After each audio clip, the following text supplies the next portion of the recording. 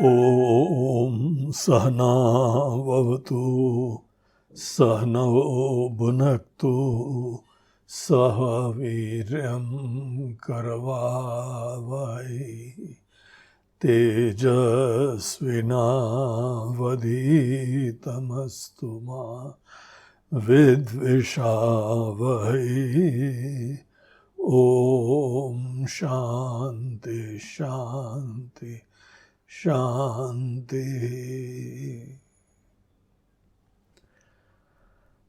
आइए आज से हम लोग आत्मबोध नामक ग्रंथ का अध्ययन प्रारंभ करते हैं। आत्मबोध वेदांत का, अद्वैत वेदांत का एक इंट्रोडक्टरी टेक्स्ट है।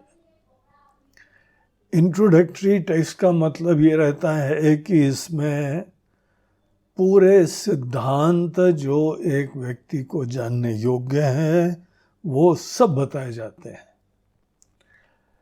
लेकिन इसके अंदर कोई विपरीत लोगों के विचार को लाके तार्किक रूप से उनका खंडन आदि करने का वो सब एस्पेक्ट यहाँ पे नहीं जुड़ा होता है।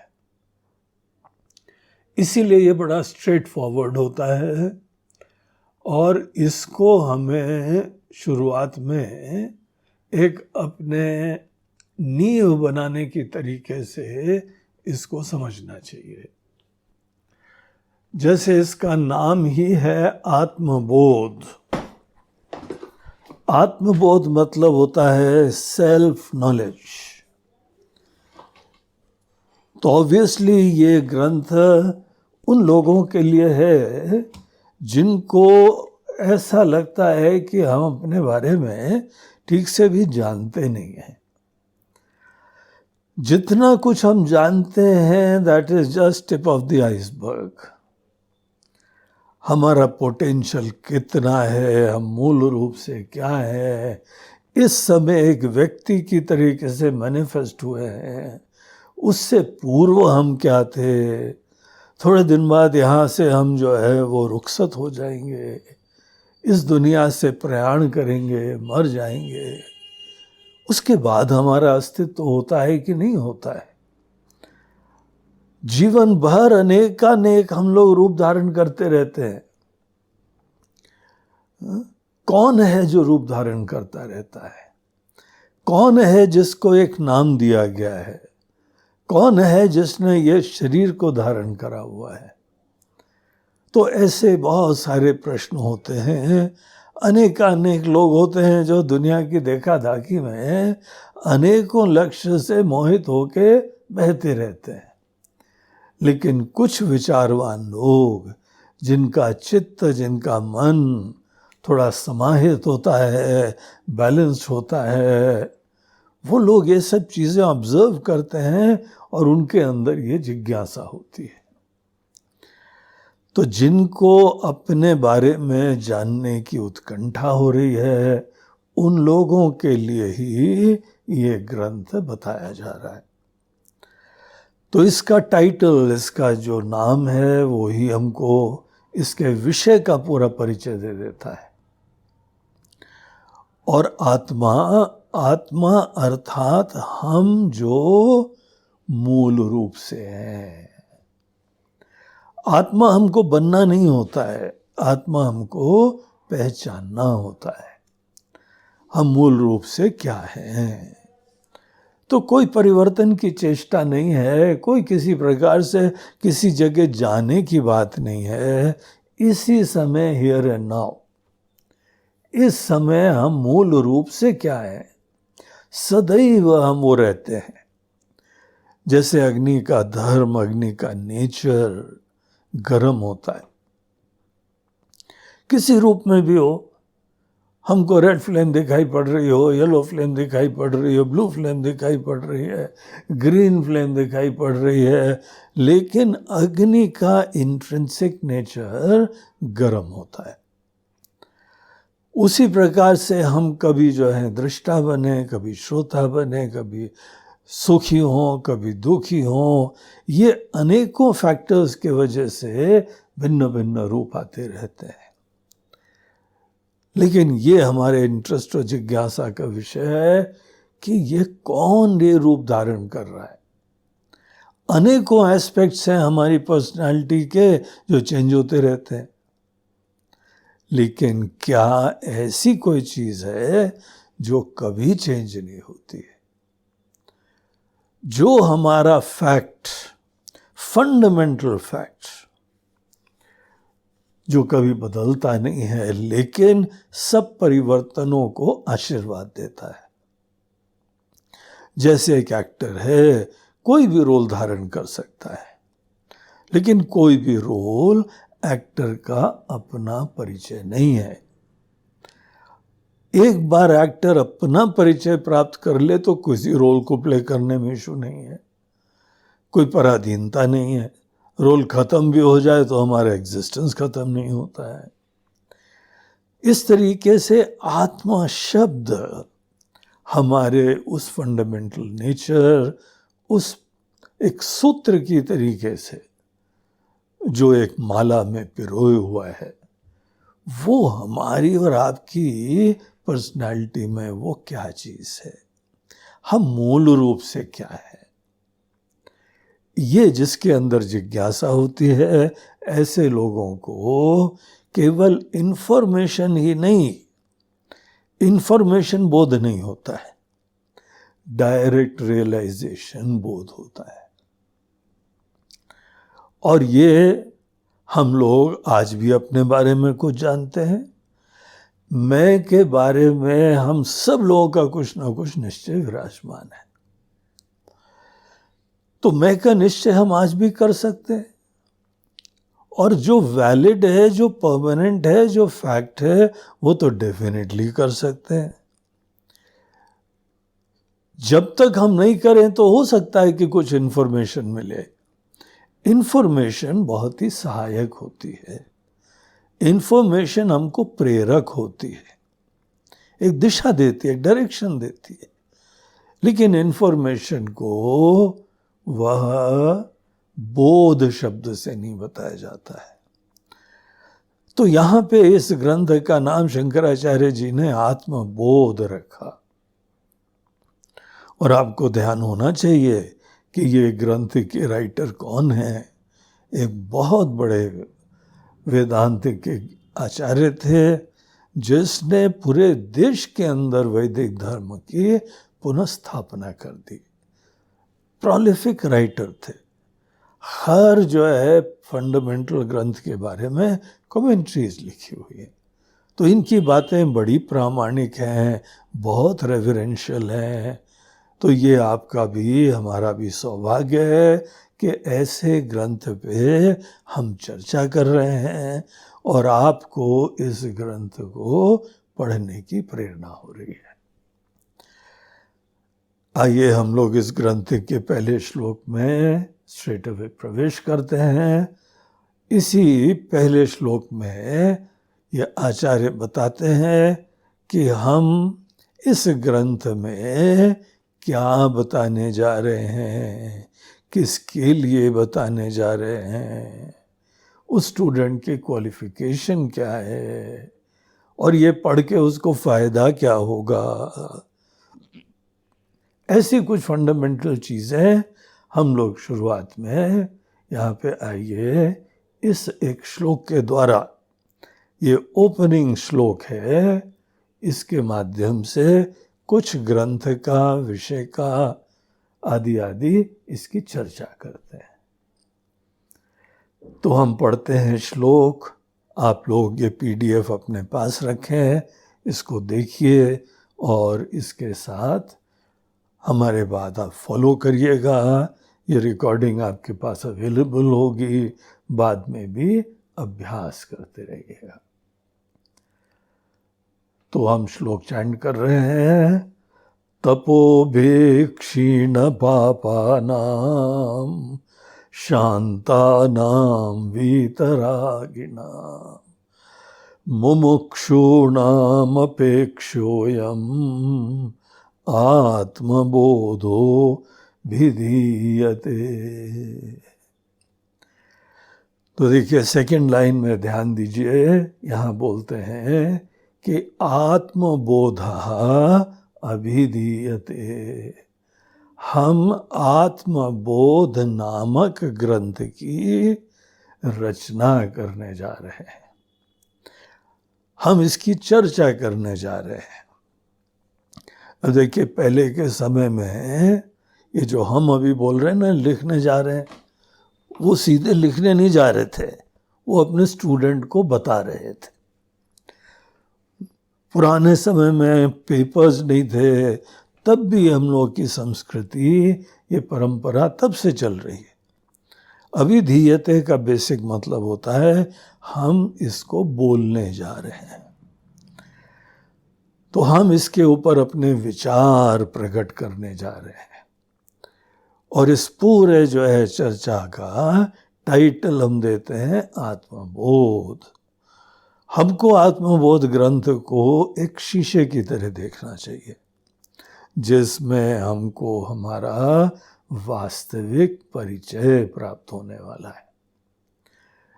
तो ये हमको हमारा परिचय इस ग्रंथ में मिलेगा। शीशे के सामने हम खड़े होते हैं तो हमारी शक्ल सूरत का हमको यथार्थ का परिचय मिलता है। उसी तरीके से जो ये आत्मबोध के ग्रंथ होते हैं, सेल्फ नॉलेज की जो ट्रेडिशन होती है, उनको भी इसी रूप में देखना चाहिए कि ये लोग जो है हमारा परिचय देते हैं। देखिए आत्मा का परिचय जो है वो हम लोग क्या सोचते हैं, हम एक्सपीरियंस करेंगे, हम फील करेंगे, हम देखेंगे।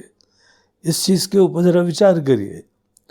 आत्मा क्या देखी जाने वाली चीज़ है?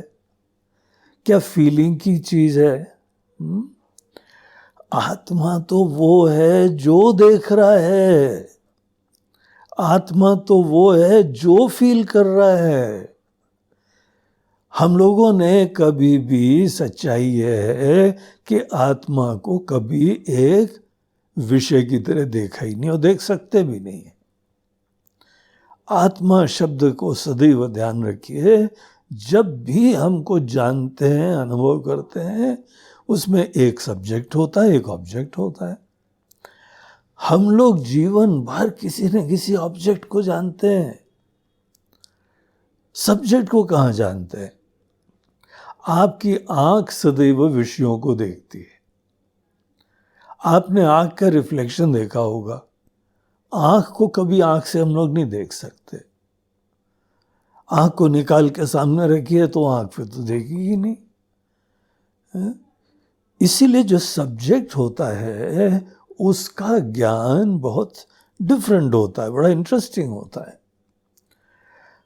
तो यहाँ पे जो है हमको बोलते हैं ऐसे सब्जेक्ट को, ऐसे मैं को जो सदैव सब चीज़ों को जानता रहता है। इसका मीनिंग ये है कि जब अपना परिचय हो, नहीं हम अपनी आंखों से देख सकते हैं, आंखों से तो विषय देखे जाते हैं। शब्द हो जाएं, कोई स्पर्श फीलिंग्स हो जाए, टच हो जाए, अनेकों रूप हो जाए, टेस्ट हो जाए, ये सब चीज़ें बाहर के ऑब्जेक्ट्स के गुण होते हैं। आत्मा वो होती है जो इन चीज़ों को जान रही है। देयरफॉर आत्मा का ज्ञान कभी भी आंखों से नहीं होएगा। हमने देखा है, हमने फील करा है, हमने अनुभव करा है। जब आप बोलिए कि हमने अनुभव करा है तो एक प्रश्न लाओ, अनुभव का विषय ये है कि अनुभव का विषयी ये है?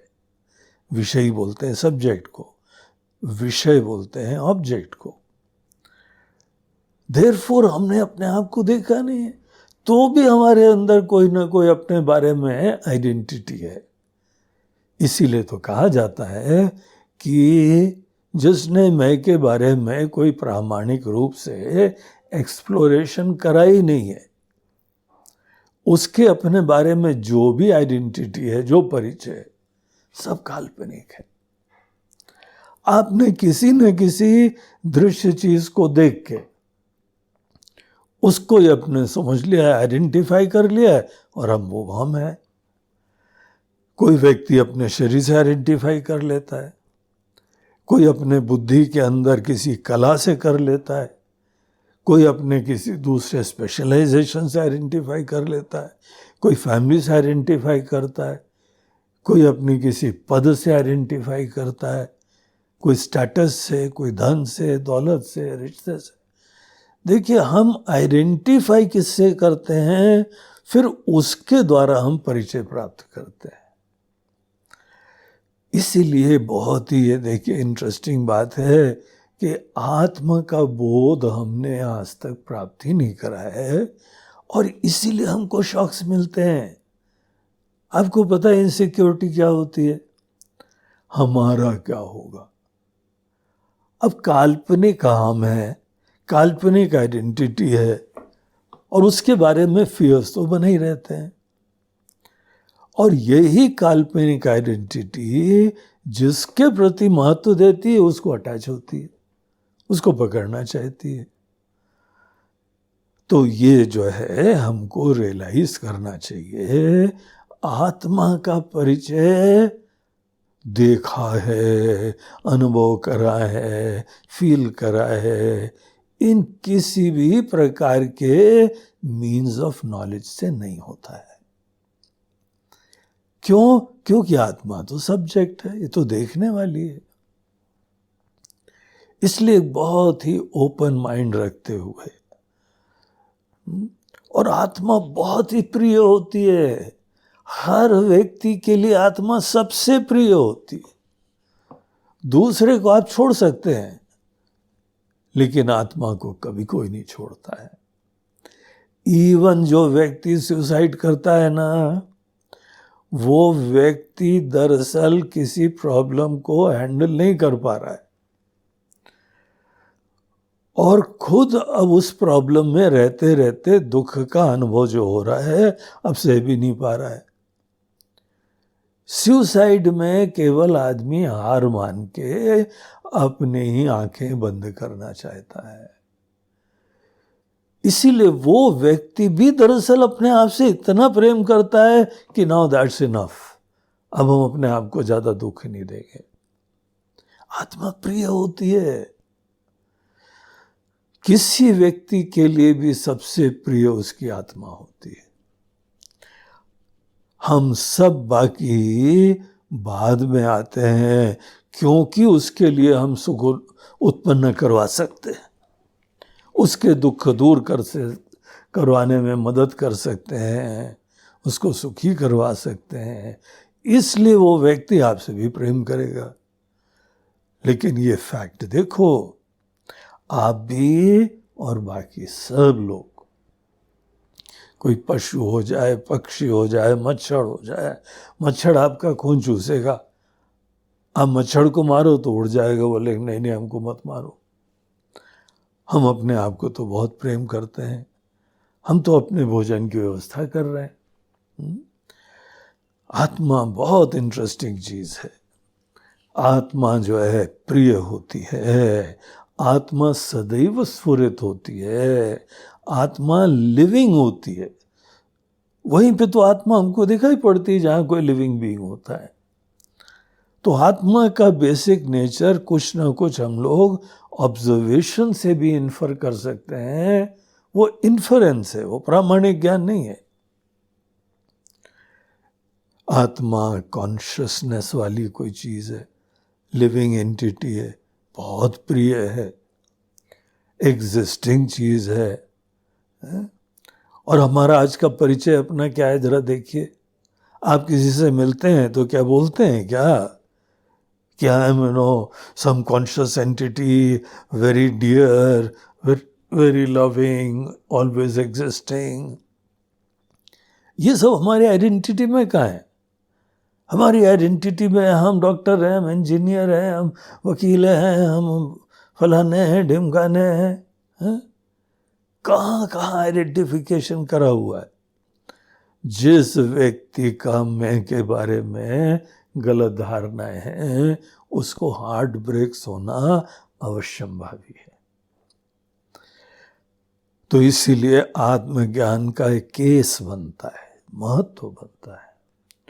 और यहाँ आचार्य बोलते हैं कि हम उस चीज की चर्चा करने जा रहे हैं, something very very fascinating, very interesting, something which is very dear to everyone, उसकी चर्चा हम करने जा रहे हैं।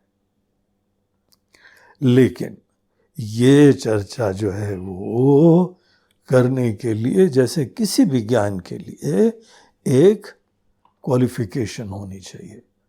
डॉक्टर बनना है तो आपको क्वालिफिकेशन देखा जाता है, इंजीनियर बनना है तो क्वालिफिकेशन देखा जाता है। क्वालिफिकेशन वो होता है जो हमको किसी ज्ञान को ग्रहण करने के लिए पात्र बनाता है। तो इसी पहले श्लोक में शंकराचार्य जी बोलते हैं, हम किसके लिए लिखने जा रहे हैं। देखिए यहाँ पहली लाइन, अब तपोभि क्षीण पापानाम, जिन लोगों ने तपस्या के द्वारा क्षीण पापानाम, उनके अंदर पाप क्षीण हो गए। पापी मन इस ज्ञान को नहीं प्राप्त कर सकता। आपको पता है पापी कौन होता है? पापी व्यक्ति इतना डेस्परेट है किसी इच्छा की पूर्ति के लिए कि वो किसी दूसरे के प्रति सेंसिटिविटी नहीं रखता है। दूसरे की पीड़ा हो, हिंसा हो, मारना हो, धोखा हो।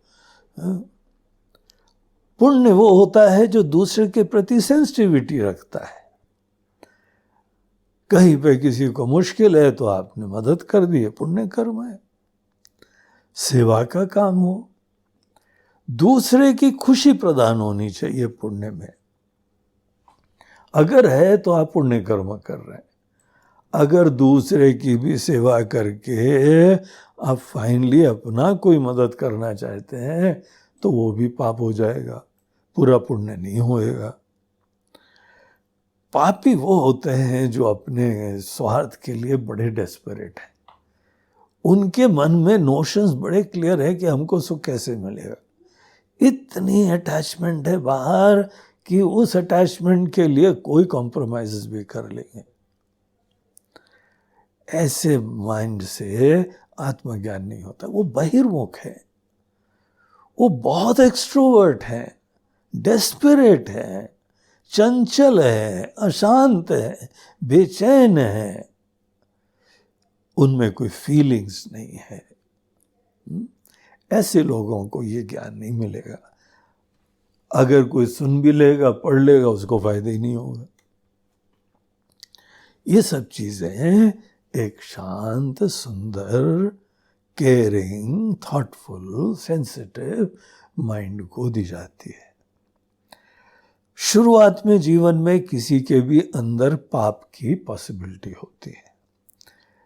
देखिए हम सब लोग इसी दुनिया से ही अपनी लाइफ की इनिंग्स प्रारंभ करते हैं और मेजॉरिटी के अंदर तो कोई आत्मा का ज्ञान है ही नहीं। सभी बहिर्मुख हैं, एक्सट्रोवर्ट हैं, सदैव सबकी खुशियां अपने से बाहर से आती हैं, उसको एक्सट्रोवर्ट बोलते हैं। हमारी सिक्योरिटी, हमारी सफलता, हमारी खुशियां, हमारा आनंद सदैव बाहर से आता है। जिसके मन में ये धारणा है उसको एक्सट्रोवर्ट बोलते हैं। और एक्सट्रोवर्ट व्यक्ति के मन में कोई ना कोई तो धारणा हो गई, निश्चय होगा कि सो एंड सो चीज वही हमको आनंद देगी, तो हम उससे अटैच हो जाएंगे, because that is the matter of life and death. सब कुछ उसी से आएगा। तो आदमी फिर अटैच हो जाएगा, फिर डेस्परेट हो जाएगा, और जब जब आप किसी चीज से बहुत अटैच हो जाएंगे, नहीं प्राप्त होगी तो क्रोध आएगा, और जो भी व्यक्ति बाधा उत्पन्न कर रहा है उसको भी हम ही दूर करने की कोशिश करेंगे। तो बहुत ही ऐसा साइक्लिक पूरा इफेक्ट होता है। शुरुआत में क्योंकि हम सब लोग इसी बाहरी दुनिया से आते हैं, इसीलिए पाप के बीज होते हैं, इनसेंसिटिविटी, कॉम्प्रोमाइजेस, इसके बीज यहाँ पे लोगों में होते हैं। बोलते हैं कोई बात नहीं, अगर पाप इनहेरेंट रूप से पोटेंशियली भी हमारे अंदर होते हैं, उसको दूर करने का तरीका होता है, उसको बोलते हैं तपस। तपस के बारे में यहाँ आचार्य मेंशन करते हैं कि जो तपो भी तपस्या के द्वारा जिन्होंने अपने पाप क्षीण कर दिए। तपस्या हमको सेल्फ कंट्रोल देती है। तपस्या में हम अपने अंदर संतुष्ट होते हैं। तपस्या में बाहर की पराधीनता कम करते हैं, धीमे धीमे खत्म करते हैं। तो ऐसी जिसने जीवन में एक लाइफस्टाइल का आश्रय लिया है, एक सिंप्लिसिटी रहती है, अंतर्मुखता रहती है, अपने माइंड को सुंदर बनाता है, खुश रहता है, ऐसी एटीट्यूड ही तपस्या करवाती है। तो जिसने तपस्या के द्वारा अपने पाप को दूर कर दिया है, क्षीण मतलब पूरा खत्म कर दिया नहीं है, कम कर दिया है। कुछ ना कुछ छोटे मोटे पाप रहें, कभी गलतियां करें, वो बहुत बड़ी बात नहीं है, वो धीमे धीमे ज्ञान से ठीक हो जाएगा। दूसरी क्वालिटी बताते हैं कि जो व्यक्ति को हम समझते हैं कि he is the best recipient, ज्ञान को ग्रहण करेगा, वो क्वालिटी है शांतानाम, शांत होना चाहिए। देखो, आत्म का ज्ञान शांति के लिए मत ढूंढो, पहले शांत होना सीखो, तब आत्मज्ञान मिलेगा। अब अनेकों लोग जो है स्टूडेंट्स को बोलते हैं भाई ये कर लो तो शांति मिलेगी, ये कर लो तो शांति मिलेगी। हम कहेंगे कि वो बिगिनर्स लेवल है, लेकिन जब आपका मन शांत हो गया है तो आप एडवांस लेवल हो गए, अपने अंदर खुश रह सकते हैं, दुनिया को देख सकते हैं, कहीं फोकस कर सकते हैं। तो ऐसे मन में बड़ी शांति चाहिए। तो जो ऐसे शांत मन है, संतुष्ट मन है, प्रसन्न मन है, हमारा मन कोई बेचैनी नहीं करता रहता है, वही शांत मन है। वो आदमी बस आत्मज्ञान के लिए रेडी हो गया है, बाकी हम उसको गाइडेंस देंगे। एक और चीज यहाँ है कि शांत होने के लिए हमारे अटैचमेंट्स ही कारण होते हैं। इसीलिए वो शांति जो अटैचमेंट दूर करने के वजह से आती है, हम उस शांति को बोल रहे हैं। अब सब छोड़ छाड़ के थोड़ी देर एकांत में चले जाएं, घर में प्रॉब्लम है तो आप घर से बाहर चले जाएं, कोई समस्या है तो आप कोई नशा पानी कर लें, 5 दिन जो है खूब काम करा, बड़ा टेंशन हो गया, और 2 दिन फिर अनेकों नशे पानी करते हुए मन को शांत करें। वो शांति नहीं, वो शांति जो वीतरागिनाम, जहां पे वीत बोलते हैं विगता, चला गया है, क्या? राग। राग बोलते हैं अटैचमेंट्स। अटैचमेंट्स जिसके धीमे धीमे खत्म हो गए। अटैचमेंट्स खत्म होने का मतलब नहीं होता प्रेम खत्म हो गया। इनफैक्ट प्रेम ही अटैचमेंट को खत्म करता है। हमको अपने अटैचमेंट्स को प्रेम में कन्वर्ट करने की जरूरत होती है। आपको पता है अटैचमेंट और प्रेम में क्या फर्क होता है?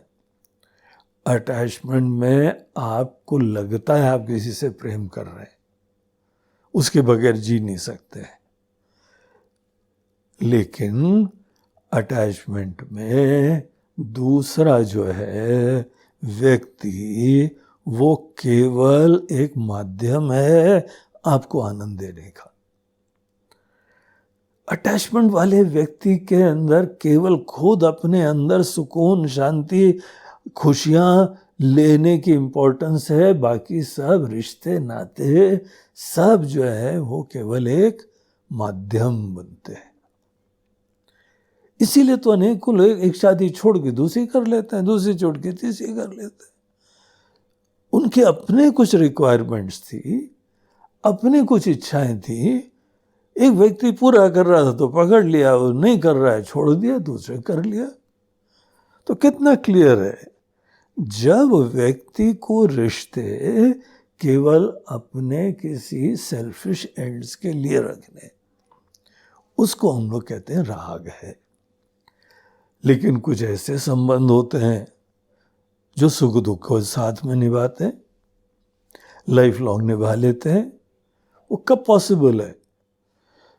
जब आप किसी को चाहते हैं, उसकी खुशियों की इंपॉर्टेंस रखते हैं, कोई अच्छा लगता है आपको अपनी कोई ज़रूरतें हैं, कोई उसको पैंग्स नहीं देती, दर्द नहीं देती है, आप अपने अंदर रिलैक्स्ड हैं। तो जब राग खत्म होने के वजह से, क्योंकि प्रेम डिस्कवर करा है, हम लोग यहाँ पे कहते हैं भक्ति डिस्कवर करो। भक्ति एक डिवाइन प्रेम होता है। भक्ति ही ज्ञान के लिए हमको तैयार करती है। यही वीतराग शब्द का मतलब है। तीसरी क्वालिटी आगे बताते हैं, मुमुक्षु नाम। मुमुक्षु उसको बोलते हैं जो अपने अंदर अपने बारे में अज्ञान, मोह आदि को वंस फॉर ऑल दूर करके सच्चाई में जगना चाहता है। हम लोग को मुक्ति अपने अज्ञान से चाहिए होती है। मुक्ति शरीर से नहीं चाहिए होती, मुक्ति इस दुनिया से नहीं चाहिए होती, मुक्ति रिश्ते नातों से, दूसरे व्यक्तियों से नहीं चाहिए होती। मुक्ति चाहिए होती है अपनी धारणाओं से, नोशंस से, अपने अज्ञान से।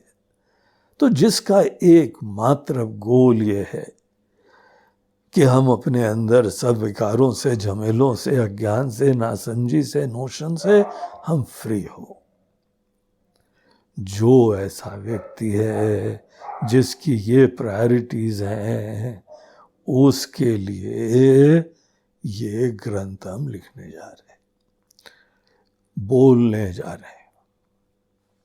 अब हम लोग के बाद के आचार्य लोगों की कृपा थी कि इसी डायलॉग को यही लिख दिया गया एज इट इज। आज हम लोग उसके भी बेनिफिशियरी होते जा रहे हैं। तो ये यहाँ पे एक ओपनिंग फर्स्ट श्लोक है। इस श्लोक के अंदर देखिए आपको क्या क्या दिखाई पड़ रहा है। स्टूडेंट की क्वालिफिकेशन दिखाई पड़ रही। स्टूडेंट की क्वालिफिकेशन ये बहुत इम्पोर्टेंट, आप अच्छी तरह से देखिए, और जो इसको कल्टीवेट करता जाएगा वो आत्मज्ञान के लिए तैयार होता जाएगा। दूसरी चीज, यहाँ ग्रंथ का सब्जेक्ट मैटर बता दिया गया कि केवल यहाँ पे इसी टॉपिक पे डिस्कशन चलेगा। इसका ऑब्जेक्टिव क्या है? मुमुक्षुना, मोक्ष की प्राप्ति। तो ये विषय को, ये प्रयोजन की सिद्धि के लिए कहा जा रहा है। तो वो चीज यहाँ पर सब बता दी उन्होंने। इसलिए हमको ग्रंथ का एक बेसिक परिचय मिल गया। इनको हम लोग कहते हैं अनुबंध चतुष्टय। किसी भी ग्रंथ का विषय क्या है, अधिकारी क्या है, प्रयोजन क्या है, और विषय और प्रयोजन के बीच में संबंध क्या है। संबंध यहाँ पे ऐसा है कि हम लोग को मात्र ज्ञान प्राप्त करा कि प्रयोजन की सिद्धि हो जाएगी, ये विशेष संबंध है। एक संबंध होता है ज्ञान प्राप्त करो, उसके बाद कुछ करना पड़ता है, फिर फल की प्राप्ति होती है। जैसे किसान है, उसने पूरा जो है किसानी के बारे में, खेती के बारे में ज्ञान प्राप्त करा, अब उसको क्रियान्वयन करना पड़ेगा, इम्प्लीमेंट करना पड़ेगा, तब फल आता है। लेकिन आत्मज्ञान में संबंध बड़ा डिफरेंट है। आत्मज्ञान में द मोमेंट आपने समझा, बस सिद्धि हो गई, रियलाइज हो गया। तो प्रयोजन की सिद्धि मात्र विषय को समझने से हो जाया करती है। तो ऐसी यहाँ पर एक रचना, ये एक ग्रंथ, ये हम यहाँ पर बोलने जा रहे हैं। तो देखिए, इसके साथ ये पहला श्लोक समाप्त होता है। अब इसके बाद नेक्स्ट श्लोक के अंदर हम लोगों को यहाँ बताया जाता है कि अच्छा महाराज जी, हम इसमें जो है प्रवेश करना चाहते हैं, तो इसमें सबसे प्रधान साधना क्या होती है, कौन सी मीन्स सबसे इम्पोर्टेंट होती। अब जब भी हम लोग धर्मवादी के बारे में अनेकों साधनाओं के बारे में सुनते हैं, कोई भजन कर रहा है, कोई तपस्या कर रहा है, कोई जप कर रहा है, कोई योग कर रहा है, कोई प्राणायाम कर रहा है, कोई अध्ययन कर रहा है, कोई तपस्या कर रहा है, भिन्न भिन्न साधनाएं, सब साधनाओं का कोई ना कोई महत्व होता है। लेकिन यहाँ पे इस विषय के ऊपर चर्चा होती है कि सबसे महत्वपूर्ण इम्पोर्टेंट साधन आत्मज्ञान के लिए क्या होता है। तो वो सब्जेक्ट मैटर है सेकंड श्लोक का, जो फिर हम लोग अपने नेक्स्ट क्लास में देखेंगे।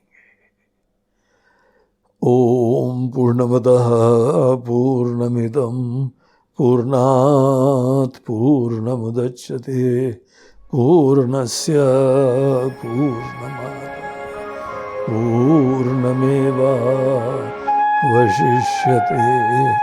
ओम शांति शांति शांति। हरि ओम। श्री गुरु